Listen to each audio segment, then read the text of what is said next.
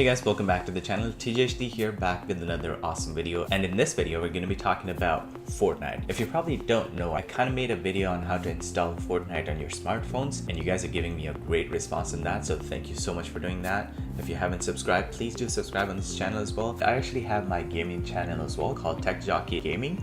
Go ahead and subscribe to that if you're into gaming. I'm not saying that I'm really good at it, but I'm learning. So maybe we can learn together in the game. So today we're going to be talking about how to have an upper hand against other Fortnite players, specifically on PS4, by adding some custom and very cheap, and for some of you guys it might be for free, hardware options. So let's get started. As you guys know, this is the default controller that PS4 has. Now, given that they have done a really good job with having the movement and buttons around this would always have some disadvantage against this and this. The reason behind is just the physical proof that we have that doing this would be a bit more effort as compared to doing something like this. And that's one of the reasons behind PC players being much better than PS4 players. Say what?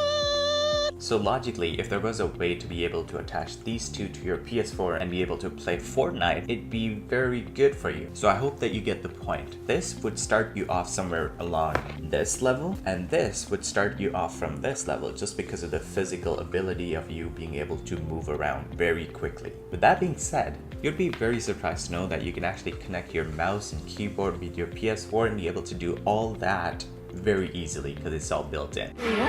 So without any further ado, let's get started. So all you need to do is simply just plug your mouse or the keyboard to your PS4.